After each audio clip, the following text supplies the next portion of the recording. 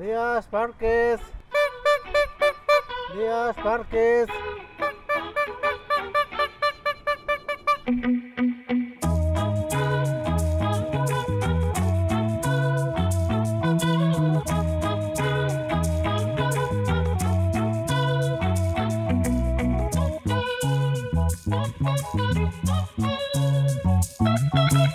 Hey everybody, welcome back to the Us Podcast, the podcast about us.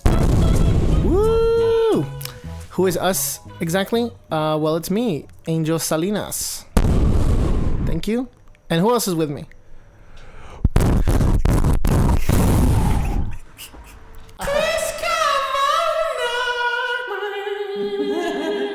Hey, what's up, guys? It's Chris. Hang on, you're about to hear something really gross. There we go. That's Chris putting on his professional pop filter on. It's my sock. Hey, guys. I'm Chris, co-host of Angels on this Us podcast. And I am co-host of... He's the co-host of the most Chris's podcast. And together, we are the Us Podcast. Because and it's all of us. It's all of us, bro. And that is our intro. Boom! Oh, I can't do it anymore. All right. Damn, Chris. It is good to be back doing a podcast with you, bro. Yeah, we just had some wings. Mm-hmm. It was great. We talked a little bit about just stuff. It's been what's going on. It's been a while since we talked to all of you, and so we're gonna get right into our next topic of the podcast, which I feel like we're all still trying to get to know each other a little more. Yeah. We're still trying to warm up to each other. You might be thinking, I don't really know these guys. Angel seems kind of cool. Chris seems kind of cool. I don't know. I don't know if I want to commit to these guys yet. I think you'll have a pretty good idea by the end of this episode. For sure. So, today we're going to talk about ambition. And what that means. Yeah. What does ambition mean to you, Chris? It's funny. We were just talking about this before we did this show. I don't know, man. Like, ambition, that's a word I've heard all my life. And it's funny because for the longest time, like, I never knew the definition. I just thought ambition just meant, like, I don't know. I guess I thought it meant dreams or something. Ambition is dream. Is it? No. No. It's just like your willingness to do something. That's little Chris. Ambition is dream. Exactly. Yeah. No. Ambition to me is just like you just like willing to do whatever necessary to achieve what you want. And I've always been called ambitious all my life, and sometimes like in praise and sometimes kind of like in mocking. I was like, oh wow, that's ambitious. Actually, that was the first thing. Your friend Henry, he's the reason why I got to do what, you want to shout him out or something? Shout out to Henry Mendoza. Your friend Henry is the reason why I got into the film program that we did. Inner City Filmmakers. Shouts out to Inner City Filmmakers. They don't need a shout out, but they need it badly. They do. Anyway, yeah. So I remember when I told him about like all the stuff like I had worked on before ICF. Like I'm like I did this. Like I told him I did this. There's a short movie I did called The Weavers. I told him about that. I'm like, it's a 30-minute war musical that I did. It has like 2 song parodies in it. I'm like, it's half an hour, and I did it for a final. And he's like, I remember the first thing he said to me was like, the first thing he ever said to me was like, wow, that's ambitious. And I was just like, you must be really cool. Yeah, so ambitious is like a word that like to me was always like a good thing. Like it's good to be ambitious. What does it mean to you? For me, I can't remember when I first heard the word ambitious, but I feel like I've always considered myself ambitious only because of the people I've seen in my life. If you guys don't know, me and Chris are from Southeast LA. Yep. And we're recording this in the middle of Southeast LA. That's right. Specifically, I'm from the city of Bell. I went to Bell High School. And if you went to Bell High School, I think you know, there's a lot of unambitious people that go to Bell High School, that graduate from Bell High School. A lot of unambitious people in this area in general, which is what you and I were talking about. Mm-hmm. That's why, just go on a little tangent, I think that's one of the main reasons we decided to start the Us Podcast is to highlight those who do have ambition and those who are trying to be better. Right. So, back on topic. I think my whole life I've kind of been surrounded by unambitious people, and I just like at a young age I was like, I do not want to be that at all. I want to go do something. I don't want to just think about doing something. I don't want to just wish to do something. I want to go and do it. And so I feel like I fell into the ambition pool pretty early. It's you know what, this is actually funny because my brother recently, he just graduated from high school, but it was like continuation school kind of. Brandon, shout out to Brandon. And so I bring that up because he wasn't like really graduating with his class. He was just graduating with like a bunch of kids that kind of like, you know, technically finished high school, right? So there was a couple kids that went up to do speeches. And I know this is going to sound very arrogant. This is just going to add more to the Chris's arrogant fire. But when I was watching these speeches, you know, they were talking about how like, you know, like, oh man, like all my life, you know, like I had my mom, you know, raised me as a single, whatever. She's like, and it's like, and it's building up and you're like, wow, like this girl like really went through like a lot. And then she's like, and then, you know, now that I have this diploma, now that I got accepted into whatever college, she's like, I'm going to be a pharmacist in my in like this little like store in her hometown. And she's like, and I'm gonna get this job like locally, and then like it's like, and that's gonna be like my life. And I just remember thinking like, oh my god, like that's it, like you don't want to like that's it, like without all the shit you've been through, you just want to stay here. And then like more people would like come like to me it was so weird that everybody had like, and again, like I let me just finish the thought, and then I will say why I know that that's not like a fair. Oh, don't worry, my response is coming, Chris. Well, no, and so then, you know, like I just hear these people and like their dreams, to me, they're so kind of like not low. I don't want to say low, but they're very like low stakes, kind of like very just like minor. And I just thought like, man, like it's crazy that people like have no ambitions like to just be anything but just kind of like stuff that like to me is like pretty attainable. But then I remember a long time ago, my brother Brandon, like he was telling me like, because we were talking about success, and like my mom was like, I think I'm pretty successful. I'm like, you do? And then she's like, yeah, this was like a few years ago. And then Brandon's like, yeah, I mean like success is like, it's whatever success is like defined by you. Like it doesn't have to just be like, fame isn't like the pinnacle, like fame, fortune, like that isn't the pinnacle. Like for some people, success is like, you know, you see so many like people our age like having fucking kids already, like for them that's success. Like they made it, like they have a family, and like that's it. And it's so, to me, just to me, just because I've always been driven to just fucking be like huge, like to me it just not that really? I used to I used to make fun of that a lot, but now to me like it almost is like a little like, it sort of brings you back to earth, like just how simple some people are. And that could be good, you know, because sometimes people just have like just honest, just like genuine aspirations, like I just want to have a family, I just want to like that, and that's sweet. But like what we're talking about is people that just don't want to aim to do anything. Yeah. I think the, using your example, I think the girl that wants to be like a pharmacist or whatever, I don't think she's unambitious. I think her ambition is just different from yours, or from all of us. Right, yeah. I think it's like, I think me and you want more from life in terms of, I think we want to be remembered. Yeah, I think that's think that's one of our biggest things. Yeah. There's a lot. I've realized that there's a lot of people that don't care about being remembered. There's a lot of people that just want to have a happy life. And it's funny. I think I'm actually thinking about a question that a friend of mine told me a long time ago. He was like, would you rather be happy or would you rather be famous? Like if you could only have... No, not famous. Remembered. Would you rather be happy or would you want to be remembered? And in this scenario, you can only be one. You can't be like, well, I'll be happy if I'm remembered.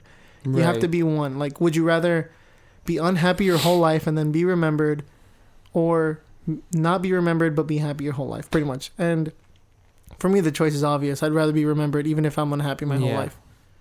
What about you? It's funny. That's a great question. If you would have asked me this like years ago, not that long ago, but like when I was making Bad Labor, like in 2016, like I would have been like, dude, fucking remembered. Like, because to me, like, you know, the only people that I grew up admiring, like they all seemed tortured. Like Stanley Kubrick seemed like this tortured genius. Like Quentin, I think he's happy, but like, you know, you see Quentin, he just looks though like that he like in his younger years, like he was like this tortured artist, and like you just like that's the romanticized like vision of an artist, like the tortured, like every time I see like Quentin Tarantino talk or speak or do anything, he just looks like there's so much going on in his brain. Yeah, he's having a hard time saying it. Right, like there's so much trying to get through that he's just like, it's like I can only do so much as a human, you know? Yeah, exactly. So, all that to say, if you would have asked me before, like, and I, like, would you be happy to remembered? I'd be like, remembered, obviously.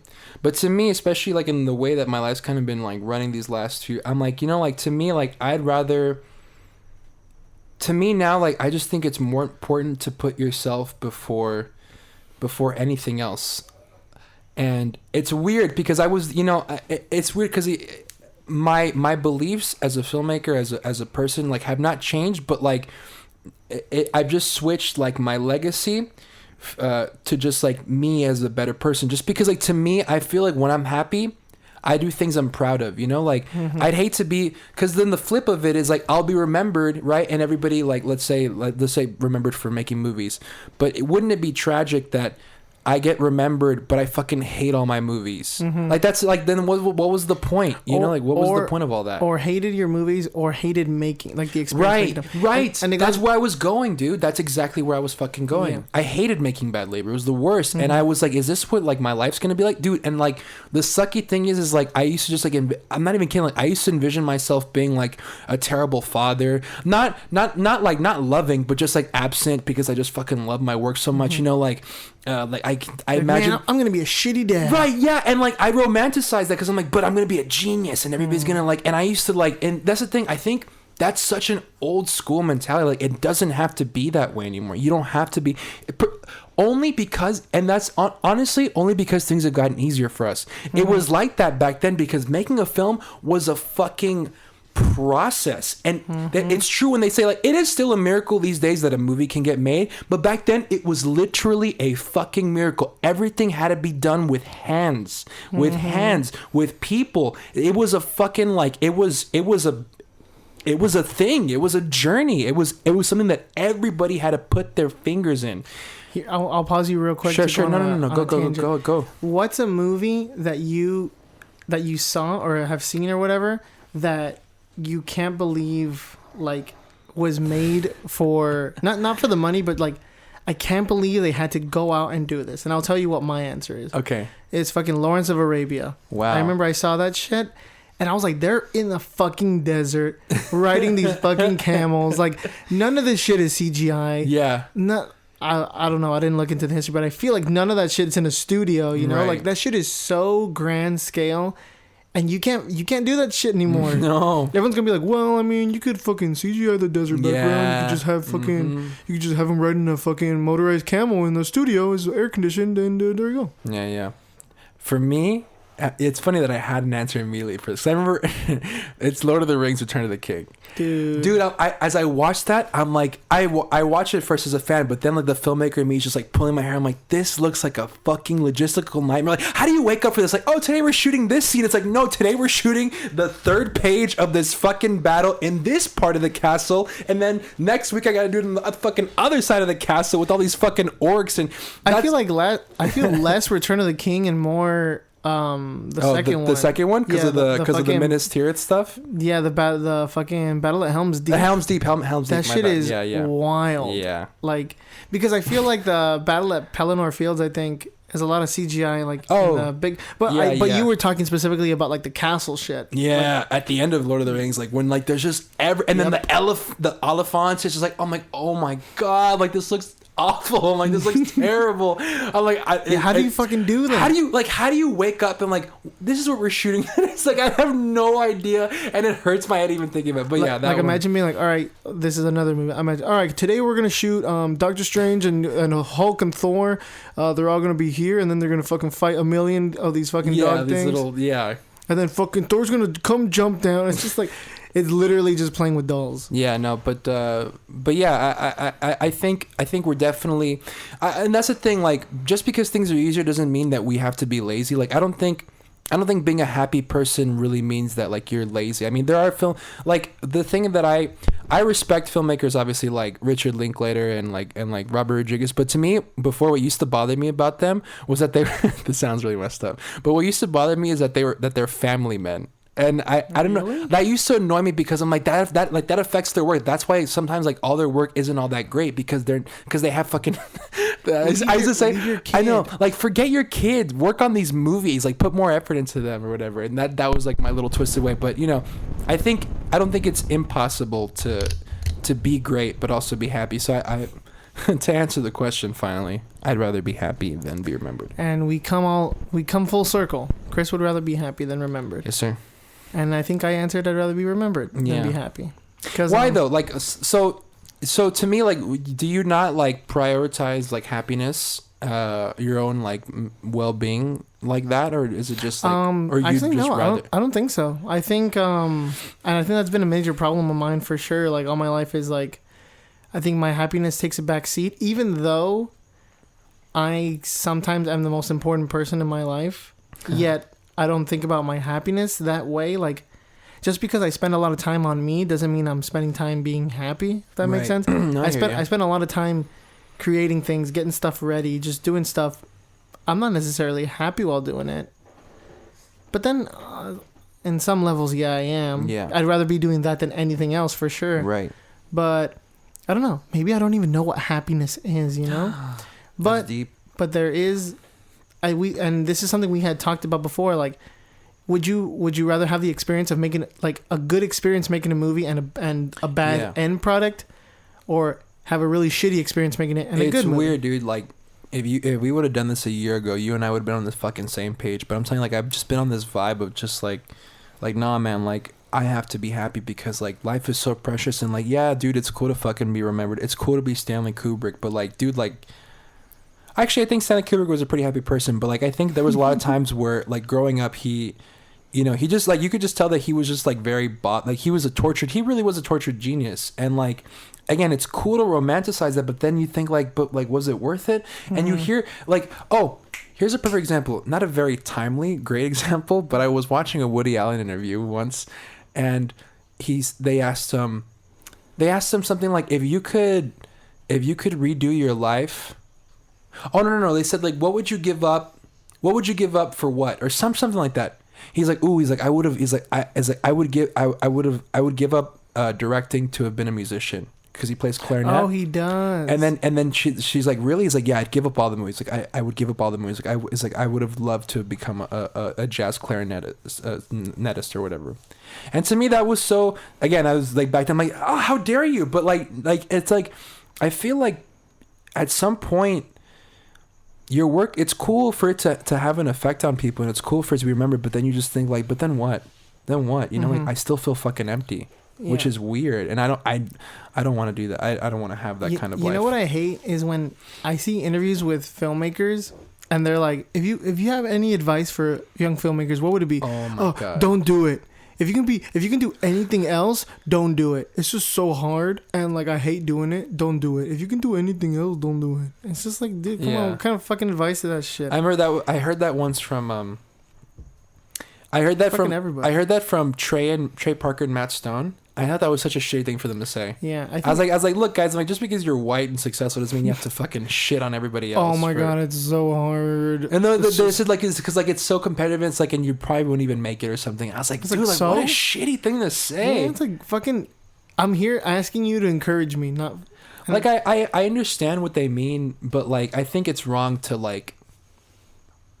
I think it's something that I think like, I don't think anybody should tell you that you're not cut out for something. I think you should find it. Like, whether or not you're cut out. Because for someone to tell you, and like, here's the thing, like, we were talking about this actually one time when we went to breakfast, where like we were talking about like motivation or whatever, and like we were saying like, you were saying something like, if somebody saw something like La La Land, you know, that what if that discourages someone from being like, well, I could never make something like that because there was no brown people in that. I'm like, then if someone's like that easily, I was like, if someone was that easily like able to be discouraged, and maybe they don't belong in movies because, you know, like that's not the kind of skin you need or whatever. And like, we had a whole and then spiel about this. And then I responded with I think I responded with like one of my favorite Kevin Smith quotes, where he was like, I'm just gonna like do a shortened version of it. Yeah, but he says something along the lines of like, if you discourage someone, you get nothing from them. Like, you get no ideas. But even if you give the slightest encouragement,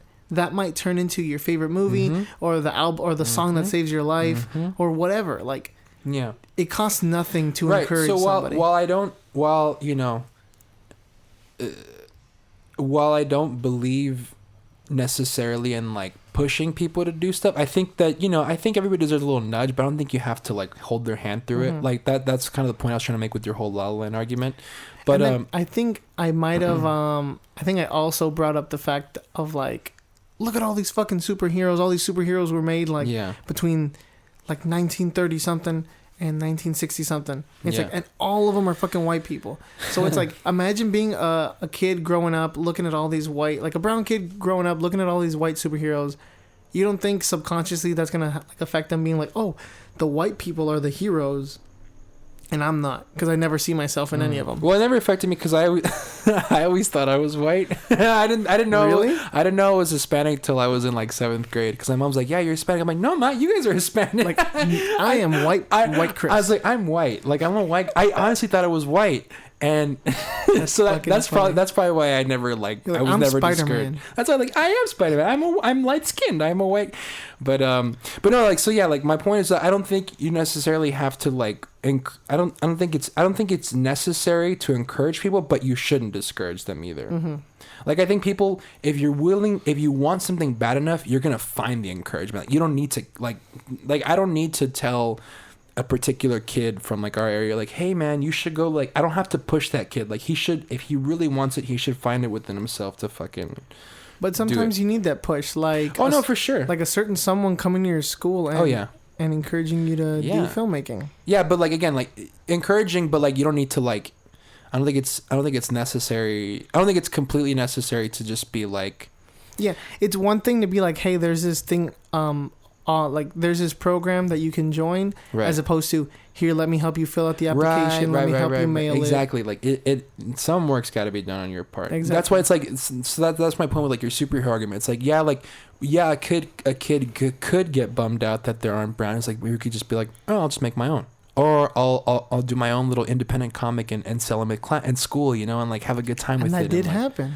Did that happen? Yeah, I mean, all these like people of color. Oh, you're talking about just like the independent comic scene in general. It's just like there's reasons why there's like Black Panther, Black Lightning. It's like they had to like come out of this super white shit. Yeah. And also I think that's why I think some filmmakers today, when they adapt superhero movies, they make it a point to be like, fuck that, I'm gonna make Johnny Storm black just because fuck it. You know? Like being white has nothing to do with his character. Yeah. So it's like, fuck it, let's do it. That's dope. What did you say? You said something right now that I wanted to elaborate on, but I fucking forgot.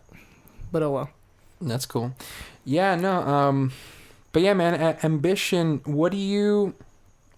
Okay, well, we were talking kind of about how you'd rather be remembered. Like, what do you want people to remember? What contribution do you think Angel Salinas is gonna have when everything's said and done? I hope my films for sure. Like that's the one thing. If not I mean, I don't even know what I want to do in the long. Like, all I know is that I want to make movies, but I know that's not the only thing I want to do. I just don't know what the other things are. But I just know that there's too much that I want to do to just stick to fucking movies. You know. I agree. Yeah, I 100% agree. Like TV is dope. I think digital series are dope. I think comic books are dope. All this shit. Like, love it. There's just so much content out there. I want to make a fucking anime one day. That's awesome. A quick Angel tip. Angel loves anime. Boom. Yeah, Angel does love anime. That shit is dope. I watch that shit every fucking day. Really? You hate it? I can't stand anime. To me, it's just so, I don't know. It's just such a virgin thing. Wow. Only because people growing up around me, like, they were like, did you see Ghost in the Shell? Of course. Not everyone is like that, Chris. I know. I'm sorry, Angel. Did you see the new Dragon Ball Z episode? Did you see Cowboy Bebop? I just pre-ordered the special package. Yeah. Those are both two excellent fucking series. What's your point? I know, I'm sure they are. I do actually want to check those out. Like, what is your fucking point? Why are you making fun of them? I know, I'm sorry. Yeah, Ghost in the Shell is dope. Cowboy Bebop's dope. Samurai Champloo's dope. Death Note's dope. I think for me, what I want to be remembered for is just me as a person. Like, before it used to be my movies, it just used to be like these like empty entities of like, you know, I want my movies to be. But I think, and this could sound very selfish, but I'll tell you why it's not. Because to me, it's like, I didn't come from like a slum, you know, I didn't come from, you know, but I didn't have to. You didn't start from the bottom. Right. Well, I mean, I did, but I didn't start from like the fucking bottom of the shoe, you know? Like, you were on the sidewalk, not the gutter. Exactly. And to me, like, dude, like, with everything that's been happening just in my life lately, like, I didn't tell you this, or I think you might have seen on Instagram, but Lalif, the festival that Bad Labor got accepted into, they invited me to come for this photo shoot for LA Weekly. Oh yeah. Did I tell you this? I saw it. So let me do a recreation of Oh my God. Chris's Instagram story. He was like, "Hey, your boy just came back from." hold on, don't laugh. Hey, your boy just came back from a photo shoot. I'm gonna be on the cover of LA Weekly. And the story ended. No, and then I said, "Ow, my head hurts," because I had a headache. Yeah, That's why I was yeah. talking like that, not because I'm some douchebag. But I deleted it right away because I'm like, I don't want. Even though I like how I look in the story, I don't want to post this just yet. I don't know why everyone thinks I'm so conceited. I'll never know. But see, like the thing is like for me to be able to do shit like that, dude, and like we were on the same level of like connections. It's like I didn't like none of us like who in Bell knows somebody in the film industry. Exactly. The lucky break I had, not the lucky break, but the fortunate break I had was going to ICF, but Inner City Filmmakers. But even then, like, who did they really know? Like Exactly. It was really just by me wanting to do something so bad that I was fortunate enough with the work to make it happen and it's inspired action, to fucking make a movie. It's like, who fucking thinks of that, at my age? And that's why, like, I'm really grateful that now, like, my goal as a person has sort of shifted from just to my work. I'm like, dude, that's our timer. I set a silent timer. I'm sorry. It goes beyond just being, you very fucking lose my train of thought. No. I got this. I can bring it all back. It goes. Fuck! I lost it again. What do you want to be remembered for? I just want to be remembered for being just a fucking guy that everybody knew, that everybody remembers growing up. That I didn't have really like this X factor, this quote unquote X factor. Like no one in my documentary of my life is gonna say like, oh, like. He always had, like, he was always that guy. And if they do, they're fucking lying. Because nobody ever, like, I never had that, like, stark, like, nobody ever said about me, like, whenever he walked in a room, he just had that presence. It's like, no, like, I was just a dude. And then I became another dude, me. And it's like, dude, it's just like, anybody can do that. There's just a couple of things that work into play. Like your upbringing, like the people, like you're just like the stuff that you're inspired by. And you can be me. That's why I think it's like... You hear that, everybody? Oh my God! No, I'm just saying, like, you can be like me, like, just like mentally, like, but I know people are going to be better than me in the future. And that's obviously something I can't wait to see fucking play out. But I'm saying, like, for me to be able to do this stuff, it's just crazy. And like, that's why, like, I really do just want to be remembered for like what I was able to sort of show people, like, hey, like, I didn't have, like, my dad wasn't related to anybody. Like, I wasn't friends with some famous guy. You're just a normal dude that fucking had ambition. Right. And went and go and fucking Way do to that tie shit. it in, Angel. Love it. And that shit, that's the whole fucking reason we did this shit. Before we jump onto our next topic, it's funny that I've actually talked to a couple people that, like, you work with and stuff. And oh, God. They actually have, like, similar outlooks on you, which is different from what I know about you, because like I know you in a more personal, more intimate level, but they see We've I guess made love.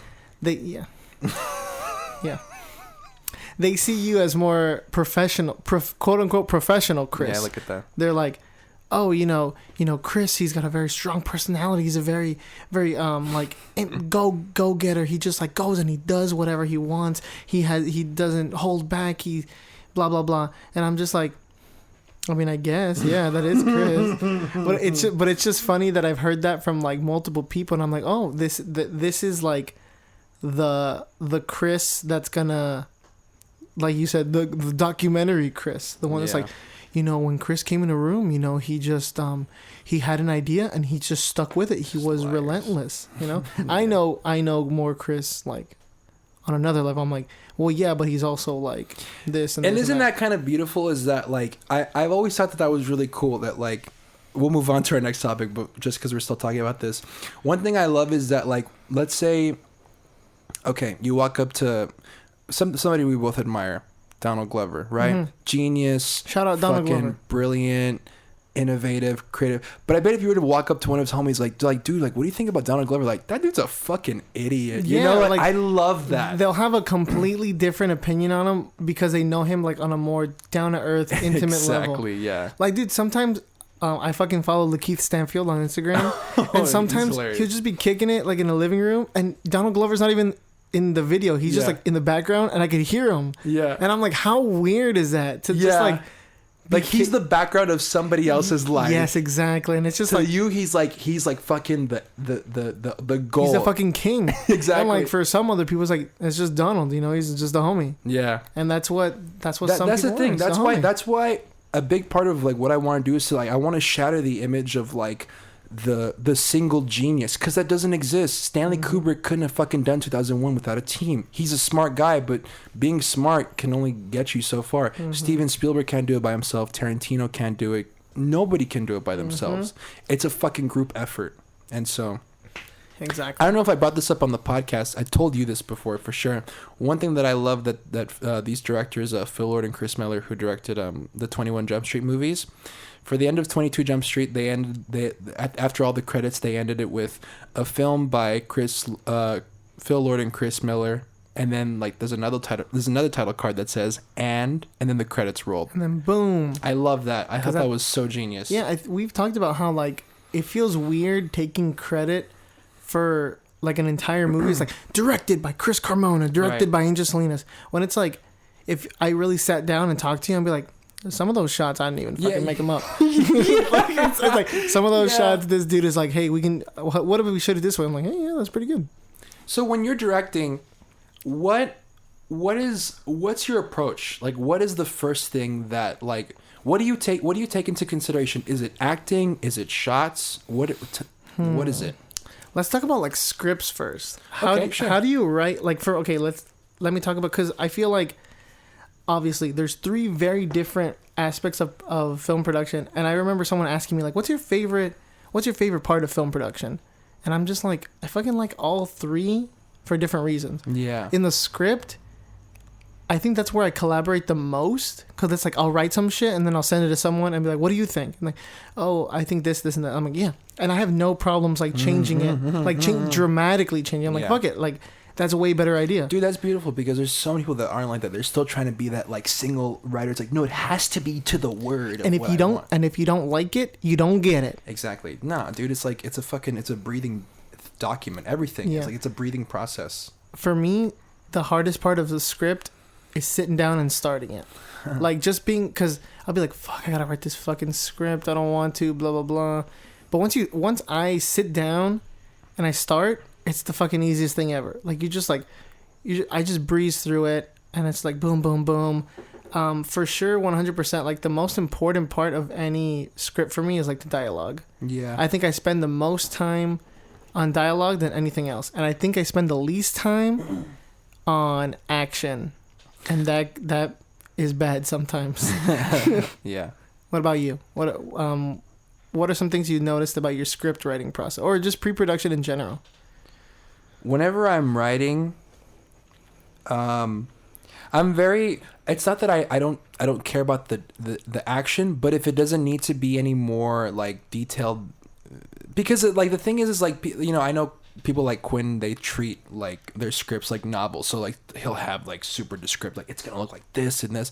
But for me, like I think I shared this with you, but one of the first, when I would read, like the first scripts I wanted to read were like Quentin's scripts, but I'm like, fuck, like these are very descriptive and detailed. So whenever I'd write scripts, like they'd be like 6 lines of description before, you know. He walks very sweaty into a It's one of those Denny's that you see, it's kind of beat up, and you know, it's like you know, like where you're like, it's like you're talking to somebody.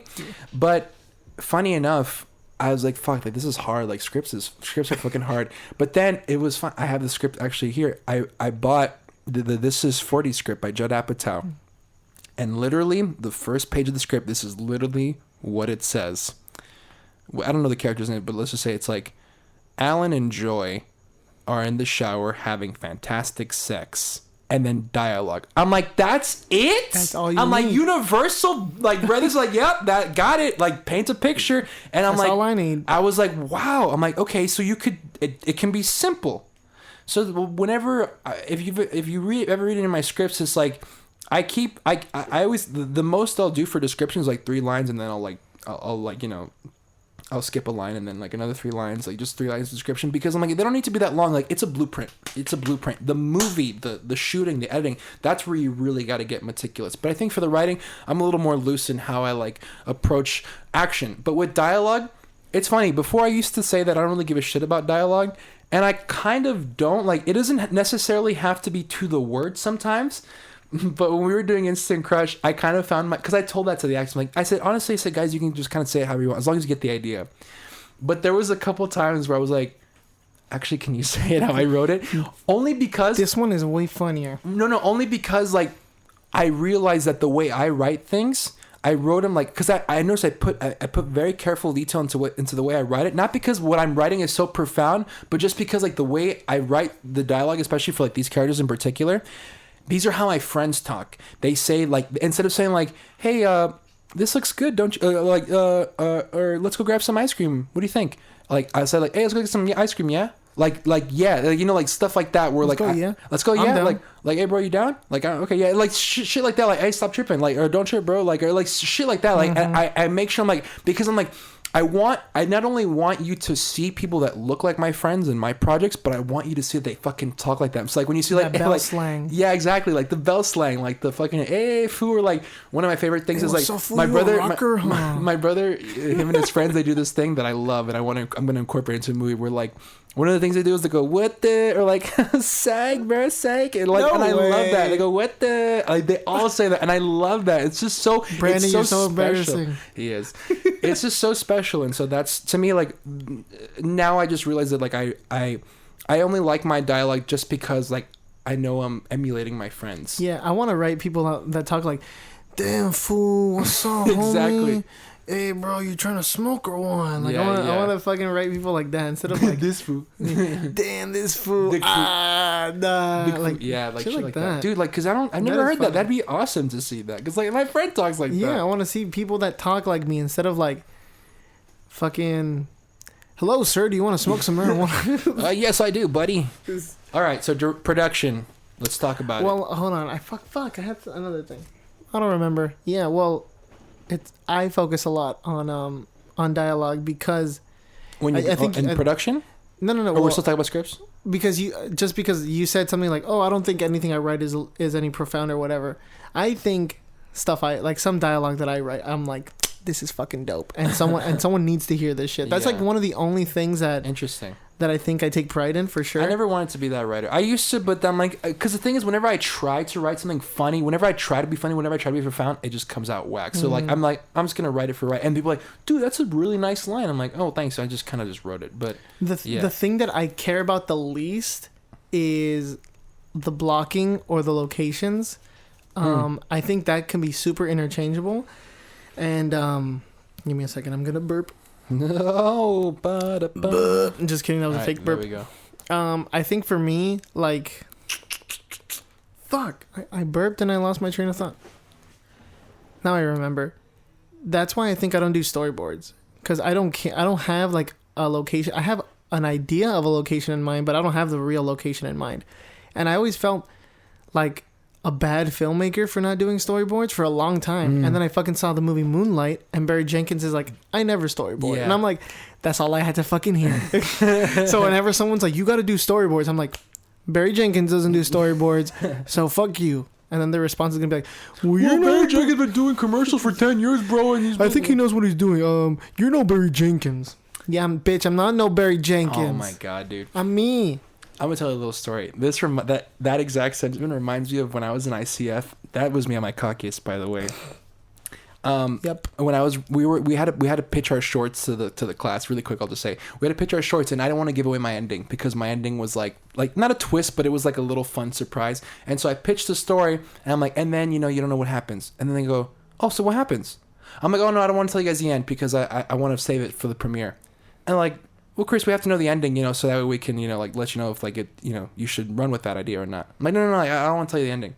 And, like, for half an hour, everybody tried to get the ending out of me. Yeah, you shouldn't have done that. No. And, like, but it was fun because, like, it was fun at first because everyone was just like, because then people were like, hey, I respect that. I'm not going to tell you guys my ending now. And, like, it was like, it became this big debate where it's like, yeah, I don't want to tell you the ending because, like, my ending's really special or whatever.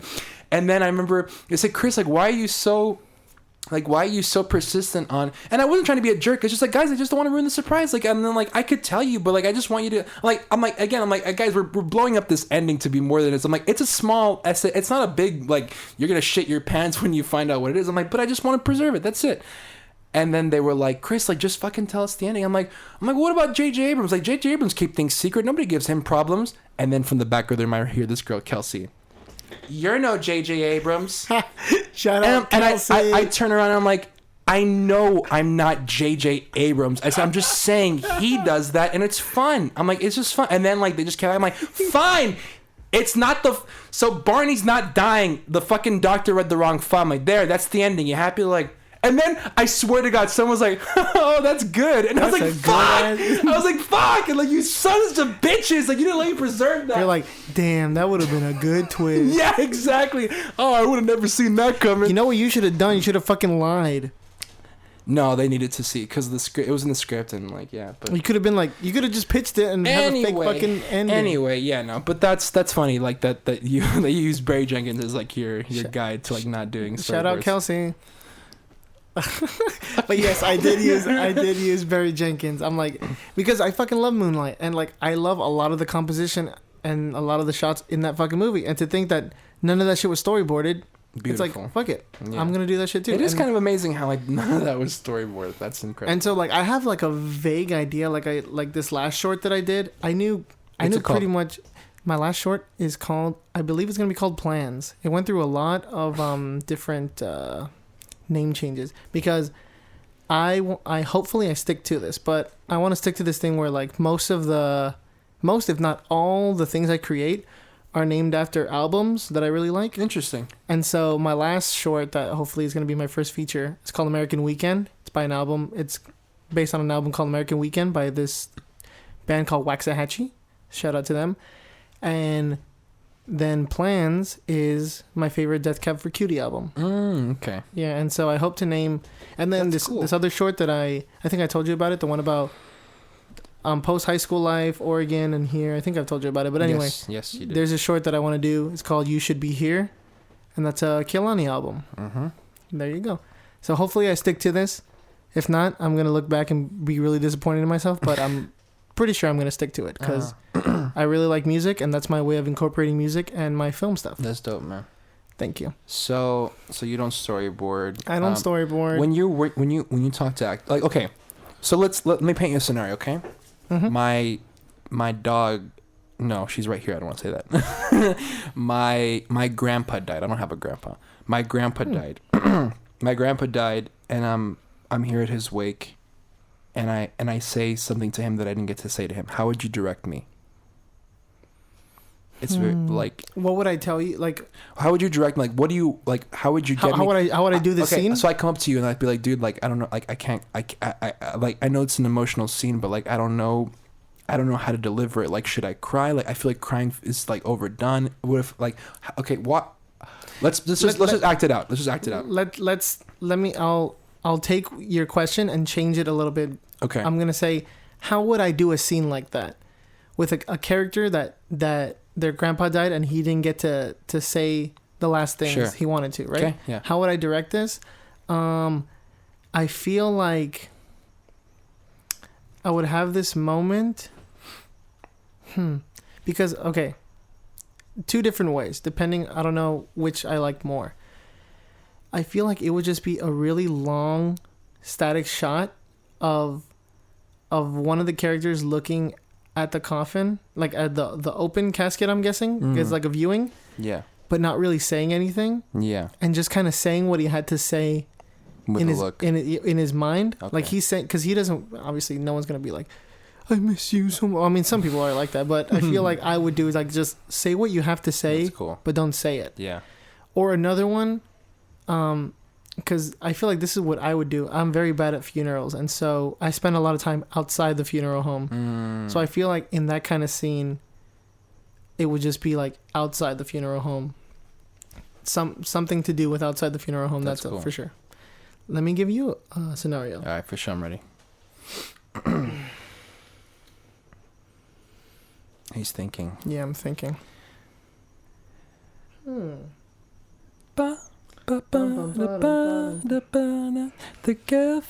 I got one. So, how would you direct this scene? Let's see.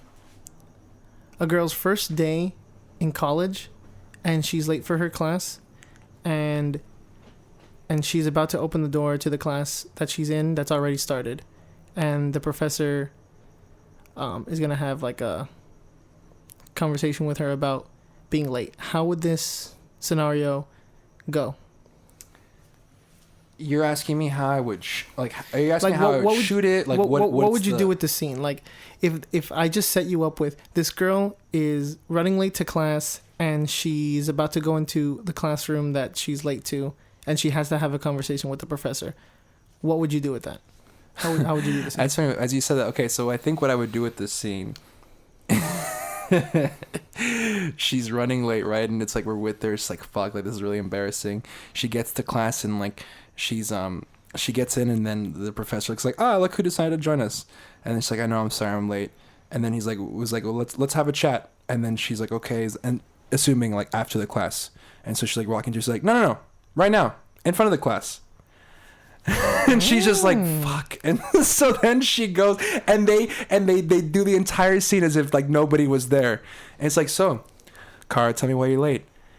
And she's like, well, I work. And then he's like, oh, this is the excuse you gave me last week. And then she just looks at the class. She's like, you're not supposed to tell people that. And it's just like this, like, and like nothing's really like, he's not being mean, but he's just putting her on the spot. And then like the joke then after is that like she's like fucking the first one in class every day after. Like she never wants to feel embarrassed like that. Yeah, I don't know. I just think it's so funny when you just put people in uncomfortable positions. But that's the thing. It's like some could just make it just like purely awkward and like not enjoyable. Like, wow, like this is embarrassing. But like just like the thought, like, just like the thought of like having to have this like this fucking interrogation from your teacher in front of the class, and they're just like being quiet. Like you could tell they're just ready to burst, but they're just like looking. They're like loving every second of just like watching them. That is so. Awesome. Let's flip it. How would you do the scene you gave me, and then I'll tell you how I would do that scene. To the scene of the grandpa, the funeral scene. How would you do something like that? Well, see, the thing is that the reason why I brought up a grandpa is because I've never had one. So just picture a very close family. No, but I think I could use that. Is what I'm saying. I bring that up is because I feel like I can use that to my advantage. The detachment. Yeah. So I think probably what I would do is just like. I definitely, because the thing is I love scenes where people just kind of like, you just like, you feel them and what they say. So I think probably what I would do is, instead of have him have like a one-on-one, let's say it's like a kid and he's like, his grandpa died and like, he's always been afraid to just like talk about it like in public. So he goes up, it's like this like teenager or whatever, and he goes up to the podium when everyone's trying to eat or like hang out, and he's like, hey guys, it's like I just want to say something. And then like everyone's looking at him, he's like, fuck, he's like, I gotta say something. And then it says like and just like, he just says something like to the effect of like, you know, I know I didn't spend a lot of time with grandpa, but seeing him dead and seeing how like that affects my mom, and it's like, and then he starts crying. Like as soon as he says mom, like that's when he starts. And he's just like that. And he's just like, I don't know. He's like, I just think that, you know, he's like, you just gotta enjoy. He's like, look at everybody. He's like, you know, like you're sad and shit right now. He's like, but the thing is, you're all looking at each other. He's like, we're all fucking breathing. He's like, you're looking at me right now. It's like, and just because one guy's dead, it's like, yes, that's sad, and I understand, and I hurt with you, but this is like the reason why I think funerals fucking exist in the first place, is so that we can remind ourselves like, hey, like these are the people in our lives that are still alive, so let's fucking cherish that. And I think that's it. Like they'd be like, all right, I'm done, and then he just like goes and Boo. yeah, and then someone's like, that was stupid or whatever. But like, you know, like just something where like, I guess I would find like for me would be like you find your way into the, because to me like when you bring up mom. As I was talking, my throat got in a knot, you know. So like, you're like, don't bring up mom.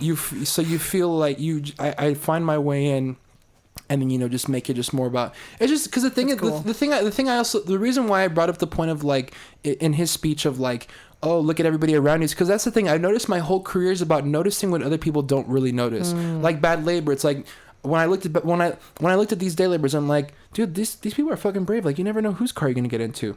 There's a movie, and then you know, like, yeah. So like things like that. I noticed that like a lot of my movie ideas spurt from just like these thoughts that I have, just like noticing things. I'm like, who's gonna pick this shit up? Movie, you know, like, or who's gonna like, wait, what if this happened, but they were actually dressed like this? Boom, that's a movie. It's like, and it's like, or what if these people thought they were on an adventure to save this girl, but she wasn't in any danger. And so like you think this movie's like, oh, it's these kids going after this girl and there's no danger. But then she is in danger, but these guys are still on their way, so their mission is like it's not in vain anymore. Like they're really going to save her. Like that's what they thought the entire time, you know? I think of things like that where it's just like things that you don't really notice, and so that's probably where I take it. So okay. Me, how would you handle a girl going late to class? The girl going late to class. Hold on, let's pause. Because I gotta go to the bathroom. Angel just finished taking a whiz. I did. All right. But this is all getting cut out because we're going to jump from to me going, I feel like I would direct your scenario. You are so fake. I love it. Bro, Okay. you gotta. Okay. Movie magic. Okay, go ahead. I feel like the way I would direct your scenario is very similar to how you said it, except my biggest change would be have it outside the classroom as opposed to inside. I think I would do a more menacing, like professor character. Whiplash? Yeah, something more like that. Because I had a professor like that. His name was Dr. Frederick, and if you called him, shout out to Doc. Shout out to, I think his name's John Frederick. That was dope. Dr. Frederick. He gets so pissed anytime someone would call him Mr. Frederick. Because he'd be like, I didn't fucking get a PhD to be called Mr. Frederick. Wow. My name's Dr. Frederick. Wow. And this dude was the most menacing fucking professor I've ever had. Insane. He had no, like, he what had school? no SMC. And he went to like fucking Santa Cruz, I think. Anyway, okay. He would do this shit where like someone would like, he'd like ask a question and someone would answer. He's like, no, that's not it. Someone else? Like he wouldn't, like, you know how some teachers are like, okay, let's see. Yeah, I could kind of see. Yeah. He's just like, no, that's wrong. Anyone else? And anytime someone answered with one word, like it's like, so what does this mean? Someone's like, ambition. He'd be like, can you put that in a sentence, please? I don't take one word responses. Wow. Shit like that, dude. He would just shut people down. And he was really intense. And I loved him. And he was so intense, I had to... That's not where I saw that going. He was so intense, I had to drop the class. But I fucking loved him, dude. Like, I was like, dude, I respect you so much, but you're just too much for me right now. Like, at this point in my life, like, you're too much. Oh, my God. That's crazy. So, I like, I just imagine putting this girl in front of Dr. Frederick. Oh, fuck. And what the fuck he would say. Oh, so that's what I would do. He'd probably be like... That sounds tense. He'd be like, well, my class starts at 8:15, not 8:20, so good luck taking my class next year or some shit. Wow. I feel like that's the kind of response he would do, and so I would love to put a character in that situation. That's dope. I love that. I feel like I would make her be more like, please understand my situation. Like, and then he'll be like, okay, fucking fine, whatever. Get inside. I've had this conversation, not conversation, but I've asked this to a director before, because one time when I was at a Q&A, I remember I asked this director who directed like this movie. It's like a whatever movie, it was fine. But I remember I said, when you think of, so what do you want the world to remember you by? It's kind of something, guys, same thing I asked you, but I said, like, what do you want your legacy to be? Like what do you want your stamp on the filmmaking world to be? And then he kind of stopped me. He's like, I don't think about any of that stuff. He's like, I'm not really like the auteur legacy guy. He's like, I just want to direct stuff, and like, that's it. Like, that's all it is for me.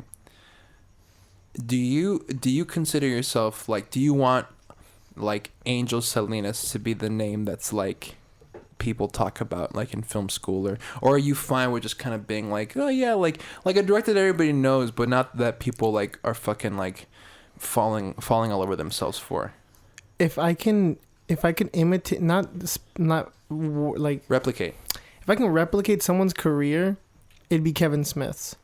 Only for the fact that he's at a place right now where he just makes films for himself. Yeah. And is completely okay with them objectively being shitty. Right. If he likes them. Right. And I'm like, fuck, I hope to get there one day, because I know I'm not there right now. Yeah. I still want to make something everyone loves. So did he, dude. Way back in, you could tell like in his earlier movies, like he really wanted to make like Quentin level shit, like Auteur shit. But I think he realized that like he wasn't really built for that, because you could tell in his dialogue too, like you could tell he really put thought into it. It almost sounded like unnatural to me, but like and you could just tell that he was so repressed in like his own happiness. But I think at the point where he started wearing the jerseys, that's when you felt the shift in his personality. He was just like, this is me. Yeah. And I don't need to be anything but he wasn't me. trench coat, black shirt, jorts Kevin Smith anymore. That just seemed unhappy with everything. He became hockey jersey Kevin Smith. And happy Kevin Smith, which is the Kevin Smith that I think everybody like came to love. So that's interesting. That's cool. I mean, yeah, like you brought up, you know, like now he doesn't really care if like they're bad. And you know, to some people that'd be like, well, that sucks that you don't even. But no. I went to go see Yoga Hosers at his at this place where like he used to host like his Smodcast show. It was like this little theater in Hollywood. I went and I was really jazzed about it because I love Tusk. I actually think Tusk is really brilliant. And I think Tusk is dope too. I know everybody shits on it. Unpopular opinion. Tusk is dope. I think it's brilliantly done. Like it perfectly, like people talk about American Werewolf in London, like blending horror and comedy well. I thought it was a great horror movie. I didn't find anything funny in that movie. Dude, I thought some shit was super disturbing in Tusk. Yes, dude. Like me and my brother went to go see it, and like we didn't know what we were walking into, so it was disturbing for us equally. But the point is like when I went to Yoga Hosers, I was thinking, oh, Tusk 2. And it wasn't Tusk 2. I should have listened when he said that, no, it's a teen girl movie. Mm-hmm. And it's exactly what it was, but just very like, to me, kind of like, it was kind of bad. But it was. There is that bit at the end when his daughters are playing this song over the credits, and you know, they're having fun and they're playing, and then I'm like, oh, this is cute. But then he lets it linger when the song's over, and then you just hear like he lets the take play out, like he doesn't cut it, like they stop, and then the girls like break character and they're like, ah ha ha ha, and then Kevin starts laughing. He's like, ha, like you hear the whole crew laughing, like that's a cut. Oh, and then because Johnny Depp comes in too, like to like play guitar, and then you know you hear Kevin Smith laughing in the background. He's like, that's cut, that was beautiful, moving on, love it. And I'm like, that's what this movie is. It's him making a movie. It's him and Johnny making a movie with their daughters. Like that's why this is beautiful.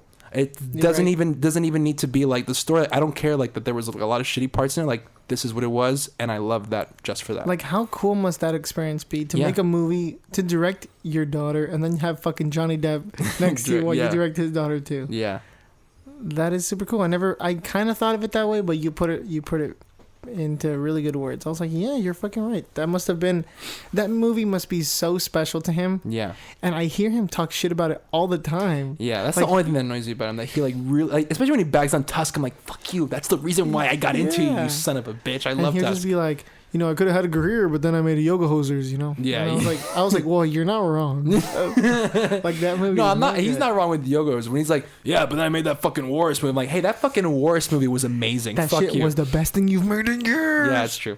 Where's fucking Jay and Silent Bob's reboot? I'm sure it's coming. But so. Dude, you know, it's on the topic of Kevin Smith. I once saw him do stand up with Jason Mewes, and at that stand up was when he unveiled. He's like, I started writing Clerks 3 today.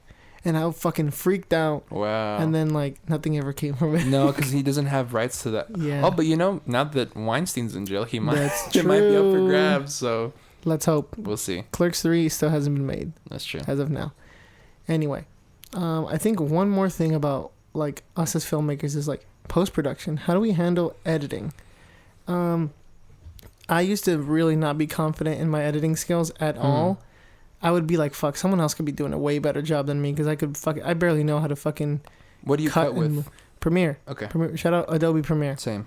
And And so I was just like, fuck, I don't know any of these hotkeys. I'm fucking doing everything all slow. Like, I know what cuts good together, but I just felt so technically inadequate. But I have a lot more confidence now that I've done it for a longer. So I feel confident in cutting my shit. But I definitely do like having people, like, being the cleaners. Let me ask you something. Do you want to do the Kevin... Now that we're talking about... Since we were on talk about the Kevin Smith, do you want to do the Kevin Smith route and cut all of your own movies? Or do you eventually want to move on to an editor? And I'll tell you why I'm asking you this.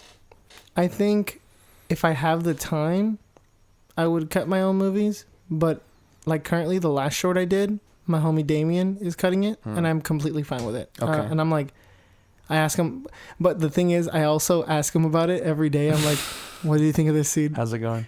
Yeah, it's like, what you working on? So it's like, did you get to this scene yet? And I'm like, are you LOLing all the time? It's like, is this scene funny to you? Yeah. Do you like this scene? I'm not even there. It's all through text message, and I'm like, "Are you LMFAO?" I know, but like in his ear, like as he reads, it's just like, yeah, it's like, "What do you think about this?" What do you think of this scene? Oh, this scene. ASMR. This scene is my favorite It's scene. That's gross. I'm like, Arlene's gonna like that. Yeah, I'll be like, "This scene's funny, huh?" I'm like, I like this take. That's how I feel like. Okay, that's cool. So I think I have a pretty good. I think I could detach myself from the script, from the movie once I do it. That's dope. That's dope. What about you? Editing used to be my favorite part. I said a silent. Fucking iPhones don't have alarm. silent alarms. Okay, I'm sorry. I tried doing it. They I'll don't have fucking it. do that shit. All right, you do it with Yeah, your I'm gonna fucking do it. with your All right. Wandroid. So what's up? What about editing? Editing used to be my favorite part of the process because, like I said before, I used to just detest production. Not because I didn't like getting my shots, not because I didn't, but just because like it was just so stressful. But like, especially after this last experience of doing Instant Crush, where I just had so much fun, like editing has now become my least favorite. I still love doing it, Really? but I prefer enjoying making the moments happen in real life rather than trying to manipulate the bad experience in the editing room. To me, that just felt like such a lonely experience, like a lonely endeavor. And yeah, so I prefer shooting now compared to editing. I used to love it because I'm like, I can, like, no one can bother me, like no one can like give me attitude. Like here, like I can just manipulate these images to how I want it because I know there's moments I can borrow here and there, and I could just bend it to my will. But lately, it's been flipped. I'm editing for Instant Crush right now, and the reason why I asked you if you would be the type of guy that would want to edit your own movies is because for the longest time, I used to say that like I want to edit for my movies, but now, and I used to say that with confidence, like yeah, it's got to be me to edit for my movies, but now, I don't know if I want to do it anymore, only because, and I might end up still doing it, but just because like I really like, man, like this is like a lot of just like. I feel like I'm so close to this that I shouldn't be like, but the thing is, and why it's probably one of those things like I'm going to have to like live with is just that like, this is going to sound arrogant, but I feel like I'm the only guy who can cut my movies the way I want them to be cut. And I'll tell you why, because we had Me Too brought an assistant editor to come and like, organize and like sync all my footage. So I had a guy doing that, and like, well, I was kind of like just like doing syncing of my own. Syncing basically is just like where you get like the video and the audio recorded and like put it together so that way, you know, it all, so there's sound. So we were doing that, and then he did this thing. He's like, hey, do you want me to pull selects for you? I'm like, what is that? And then he's like, yeah, like, do you want me to go over the scenes and then just kind of pick out my favorite bits so that way it's easier for you. So that way you can just look at like, when you, instead of watching the whole take and wasting your time, you can just look at what I picked and be like, oh, I like that. And then just put it into the edit. And it sounded good. I'm like, oh yeah, sure, fine. So now that I'm cutting, I look at his selects and he picked a lot of lame moments. And I'm like, wait a minute. I'm like, no. I'm like, in this take, she did something funny. And so I stretched the clip out. I'm like, here it is. He didn't put this in here. I'm like, what the Come on, assistant editor. I'm like, come on, AE. I'm like, what the fuck? Like, this is funny. It's like, and I guess because like the thing is, it's like I find perfection. I'll show you the clip I'm actually talking about. I find perfection in like faults. So really quick, there's a take where this girl Cindy, she's talking to this guy Andy, and she's like, oh, I live over there. And she does this. She turns her head like to the left, but her hair gets caught in her mouth. And I guess when he saw that, he's like, oh no, that's a bad take. Worthless take. And so he removes it. But the thing is, she kept working with it, and it works for the scene, and it's so beautifully done. done. And it's funny because she goes like this. She's like, oh, I live right over there, and like over here, and she's like doing, and then she like she has like a handful. So she's like, No. and then she's like, what about you? And it's so funny because it's just like, it's like a little thing that the universe did to her, and she worked with it, and I laughed out. I was dying, and then I was like, why the fuck didn't he put this in here? So I'm like, so I realized like even though editing is exhausting, like especially now that you're working with bigger files and like bigger like like stuff, I'm like, I still think like it has to be me. Like that's where it feels like it's gonna feel more like a burden. Like I'm the only one that understands my sense of humor. I am the only one that knows when to like cut to a joke or whatever. I feel that. At least in my own way.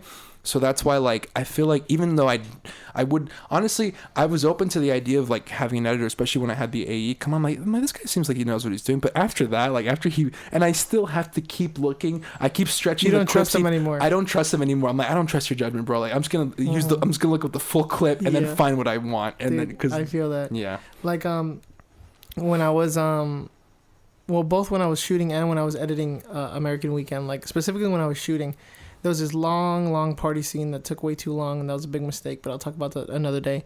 But it always ended with her like leaving her dad, and she'd always like, she awkwardly like Leaving left the her party.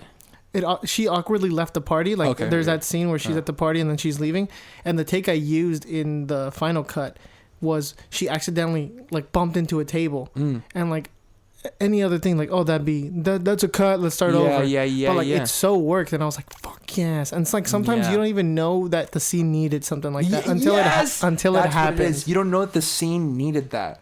Like just a little human moment that that's not scripted. Like people, like that's the thing. Like I feel like when people like see that, they'll be like, Chris, that was such a funny idea. It's like, dude, like that was not scripted. Yeah, she worked with and that. that's what, and it goes back to what we were talking about. Like, how can we take credit for stuff like that? Exactly. It's like, I didn't do that. Like the world did that. Like there's the that film did. Yeah, that. exactly. Like there's that scene that I think this is one of my favorite moments that I found out recently was like improvised in The Dark Knight. For those who've seen it, it's when Joker, I'm sure you've heard this, Joker's walking out of the hospital, and the shot was supposed to be as he's walking out, the camera's following him from in front, and like the hospital was supposed to blow up from behind him. This could be this epic shot. He's walking out in his dress, and he's like, and nothing's happening.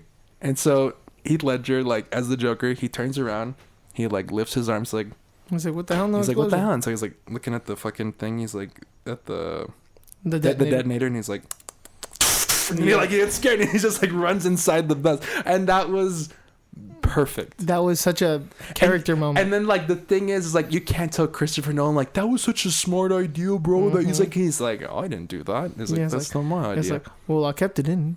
So it's kind of my idea. Probably, yeah. Shit like that. So I totally get that. Yeah. It's those little moments, man, that make just like movies just special. I do sometimes feel like I'm the only one that could cut my stuff, but at the same time, I want to be like, I want to see what someone else would do. I want to see what someone. Yeah, I know you don't. And that's another big difference between us. It's like that's my ego. That I don't know if it's your ego. It's just you care a lot about. It's not that I don't care, but it's no. Yeah. We have different ways of. We have different goals when we make movies. I think I'm just gonna say I think I'm way more of a collaborator where I'm just like, you fucking do your thing, and I want to see what you do. I want to see what you do with my shit. Yeah, I love doing that only on production and in writing. I think when it comes to editing, because I'm like, this is like the final like say, and I have to have the final say. So it's like I'd rather take care of that. Like I'm more than willing to collaborate on production. Like, and if someone's like, hey, I don't feel this line, let's do this one instead. All right, sure. Let's see how it works. Let's do it. If I don't see something I like, I am not afraid to say it. But for the most part, I'm just like, let's see what you can do. I think that's another thing too. I'd be too afraid to tell an editor like, can you not do that? Like, can fuck you? That. Like, I will straight up be like, here, no, let me do this. Like, that's when I will step in and just be like, that's something I don't have courage to do. Yeah, because I'm like, it's like I want to see what you can do, but if you're not doing it the way I want, I'm gonna tell you shit like that. So I'm super open, but if it's not going the way I want, I will speak up. So yeah, I think me and you are pretty different, but pretty similar. Like always, I think that's gonna be the themes. It's like, you can be super different, but you could also be super similar. Isn't that interesting though that we're both from the same city, but like, both same cities. I would even just like say kind of like almost same, like status. I think so. Like status, like though, like it's like middle class family.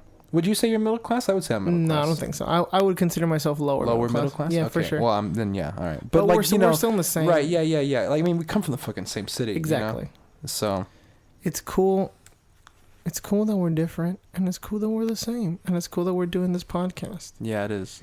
That's that. We're gonna take a little break right here, and we'll be back with you soon.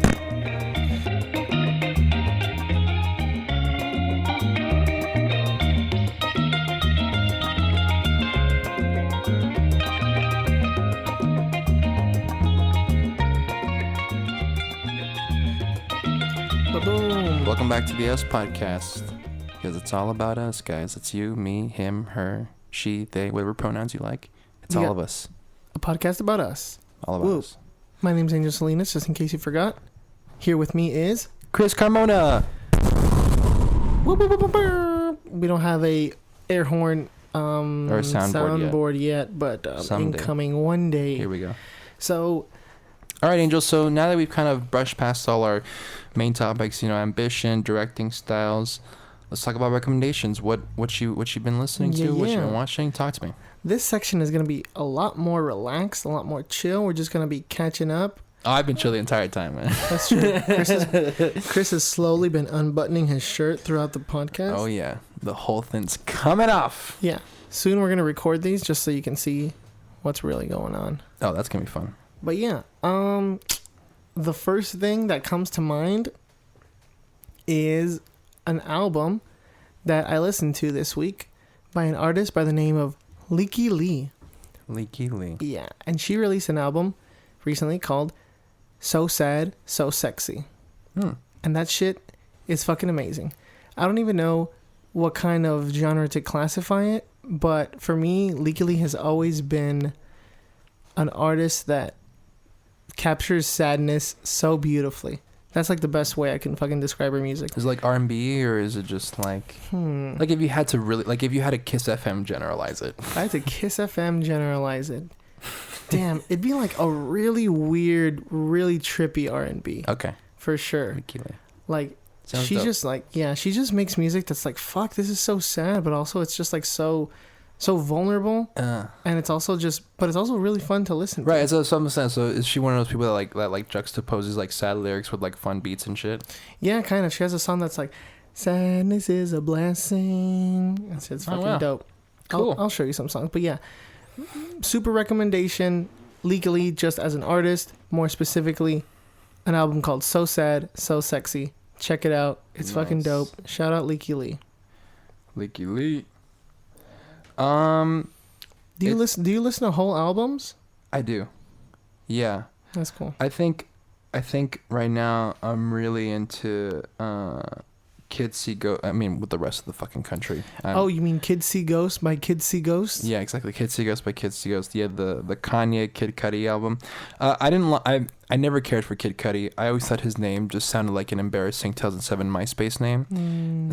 So I never cared about him. But when I heard this, I'm like, dude, this Hey, what's shit's... up, young Kid Cudi? Yeah, it here? just sounds like one of those like lame promoter names from like Electro-Tistic days. Remember that shit? Electro-Tistic? Don't know what the hell that is. Yes, you do. You know, once I went to this hip hop show, and there was, I guess, like the Shout hype out to Electro-Tistic. I know people remember this shit. What's up? in the guy that was like the hype man of the show. His name was Clang, and he would just go clang clang. Clang, clang. Yeah, dude. Oh, that's. I feel like I've heard that before. He would just be like, "Can I get a clang clang?" And it's like, if everyone's having a good time, can I get a clang clang? And that is the fucking greatest thing I've ever heard in my life. Okay, so I do recommend the Kids See Ghost album, but everybody's doing that, so I will do you one different. John Mayer. Exactly. I know. I never thought I'd ever say this. Yeah, John Mayer. John Mayer has a fucking song right now called New Light, and it's dope. It's That guy really, on the Chappelle Show? Yeah, dude. Like, I never thought I'd ever shout out John Mayer, but this album, like this song, New Light, it's just like it's Brandon. My brother Brandon like described it best. It's like a lost record from Random Access Memories, Daft Punk's album. It sounds like they could have worked with him on that. It's just like it's like this smooth like, and it's like got this cool synth, dun, dun, dun, na, na. And then his Is that vocals really the one cool. with the music video where he's like in front of a green Yeah, screen? yeah, Okay, yeah, I've seen yeah. that video. It's a great song, and I know I would never recommend John Mayer in my fucking life, but that song is dope. You should give it a listen. It's called New Light. John Mayer. Every rose has its thorn. That's not John Mayer. No? That's not John Mayer. What? Maybe he covered it, but that's not John Mayer. Every rose has its... No, that's John Poison, Mayer. I think, bro. That's I'm John Mayer. gonna look that shit up right now. No, I think it's Guns N' Roses. No, Every no. rose has its thorn. Every rose has its thorn. That's Chris Carmona covering Every Rose. It's Poison. I knew it. It's Poison, Really? bro. Yeah. Nah. John and John Miley May- Cyrus covered it. Maybe that's who you're thinking about. John but Mayer straight up made that song. John Mayer. No. Well, that's all I have to recommend for music this week. Every Rose. It's Has its fucking thorn. Poison. Stop looking it up. It's John Poison Mayer. Angel. Did you know John Mayer played Every Rose as its thorn That's what I'm saying. on the Chappelle Show? Okay, that's why I know. Okay, because yeah. He played on the Chappelle Okay, Show. see, I'm not saying he didn't probably cover it, but it's not his He song. literally played just that opening verse, and that's it. No. You know what? And anytime I think about Every Rose Has Its Thorn, I think of Bill and Ted's Excellent Adventure. I've never seen those movies. No, Bill and Ted is fucking fantastic. That's another recommendation. Go watch Bill and Ted's Excellent Adventure. Bill and Ted's Bogus Journey is pretty good too. But the reason I think about that is there's a scene where Bill and Ted go to heaven and they talk to God, and God asks them like, what is the meaning of life? And then they go, every rose has its thorn, just like every night has its dawn. And then they just say like They say the lyrics? They say the lyrics of that song, and then they're allowed into heaven. Wow. That's the meaning of life. That's hilarious. Spoilers. Well, that's all I have to give. I mean, I saw a movie. I saw a scary movie called Hereditary. Yep, I haven't seen it yet. I don't know if I'd recommend it, though, and I don't want to talk about it. Chris is traumatized. I am. Did you enjoy watching it? What I loved about that movie, of all things, it's because I didn't like the ending. It's like, it's one of these movies. But I did love that in the theater, I felt this throughout. Like, I felt this just like this tension and like this feeling of dread. Like, if someone was like gonna fucking kill me any second. It was really, I felt so paranoid. Dude, And it I was hate- so weird. I usually hate that, but what's whack is just only because it was night. Like if it was like if I was watching it like in the evening, I would have just like let myself experience that. But just because it was like fucking midnight and I know I was gonna have to walk back to my car alone in the dark, I just kept saying like, this is a set. He's an actor. They're still alive. She's just a little girl from theater. You know, like yeah. And like this is a set. This guy fucking went to AFI. I've been to AFI. You know, like and I had to You had to break the illusion. I had to 'Cause break you were the too illusion. scared of yeah, the I got a illusion. little pussy. Yeah, I know, but I'm like, this is whack. But no, I need to walk back No, to dude, my car. I fucking hate scary movies, and I talked to someone recently, and they love horror movies. I like them when they're good, but I just don't like watching them at night. I remember when I fucking saw Alien in the theaters. Fuck, man, I was so scared. I was so scared of that movie. Like, there's this fucking scene. Spoilers for Alien. But there's a scene where a guy is fucking crawling through an air vent, and that is literally like my biggest fucking fear. Is like The closed closed space. spaces, and it's one of the reasons is because of the Simpsons episode where Homer gets stuck in one of the fucking water slide tubes. Yeah, Homer gets stuck in one of those tubes, Dude, I never and, thought about that. I'm scared of that shit too. and then they have to like fucking lift him, like airlift his part of the tube out. That shit fucking scared me as a kid. Wow. And so this character in Alien is fucking crawling through these air vents with like a one of those things, the flares, with flare. one of those flares, and his fucking crew is like talking to him through a radio, and they have this like little device, and they're tracking the alien, and the fucking alien little dot is like moving beep, fast? beep, beep. Yeah, and it's just like it's like beep beep beep beep beep beep, beep, and I'm just like, oh fuck, and then it's like and you see it on the fucking monitor, like the fucking alien is like coming right at him, and this dude fucking turns around, and it's not fucking there, and you're like, what the fuck? and then they're like, oh. Fucking turns around, the fucking flare, and he's right fucking there. And that is the scariest shit in my life. That movie is fucking amazing, but goddamn, that scene alone gave me like fucking heart palpitations. I was like, this scene has to end. I was like, just kill him. Just kill him already. Just get it over with. Yeah, I love / hate that. I like that a movie can get a reaction from me. Yeah, that's the only thing I respected from this movie, to be honest. That it's like you're making me feel things, but at Yeah. the same time, it's like I don't like feeling these things.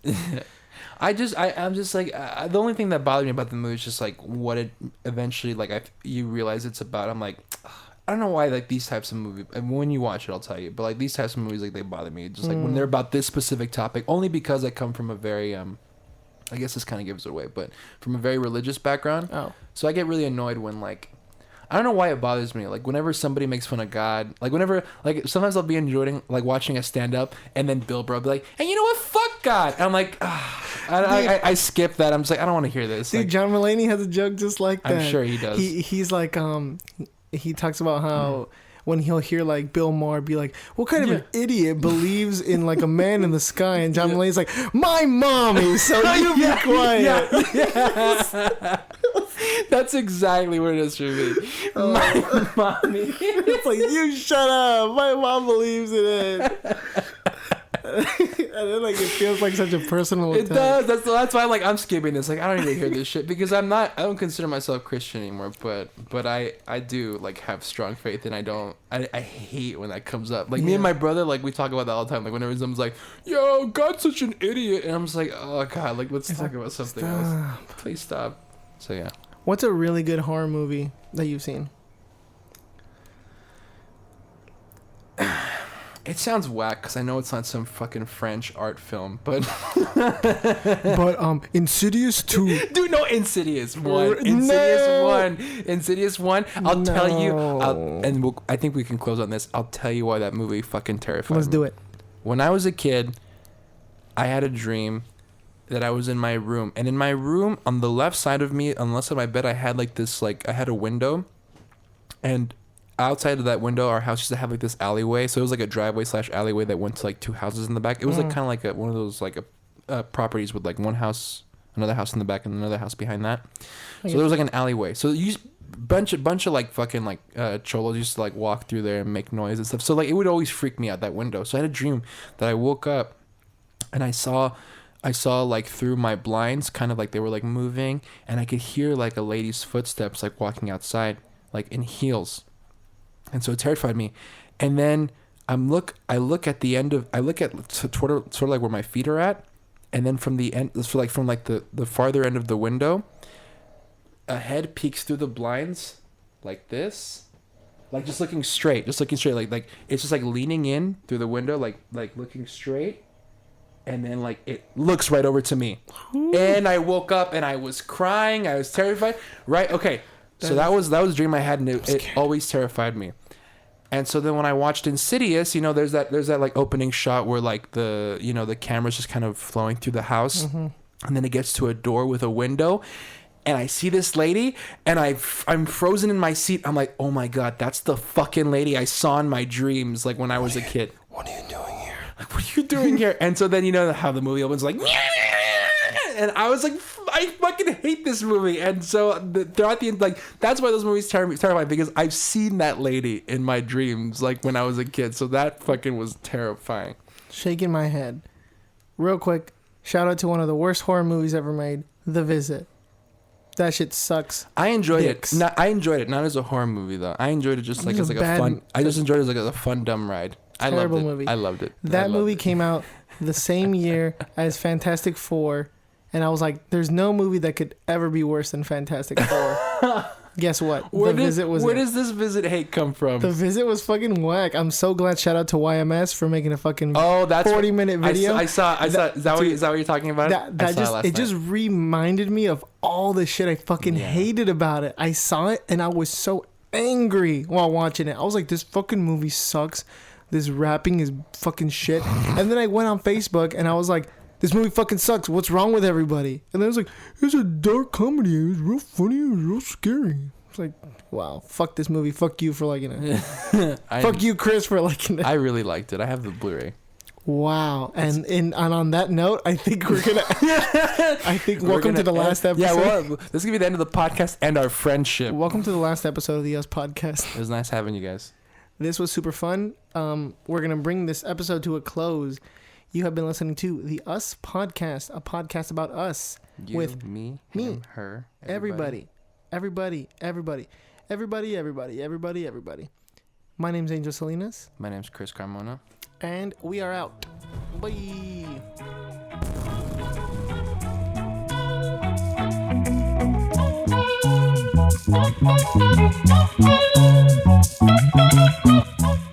Hey everyone, that was another episode of the Us Podcast. Make sure you catch us on our social medias. I am at Los Angel I Salinas on Instagram. You can find me on Instagram and Twitter at the Chris Carmona. Make sure you follow us on social media. No! It's okay. We'll Make sure you follow the podcast on Apple Music, Spotify, or wherever you like to listen to podcasts. Write us a review. Say some nice things. Say some maybe not so nice things. Go ahead and tell us. Please. All right. Bye. That sounded pretty good.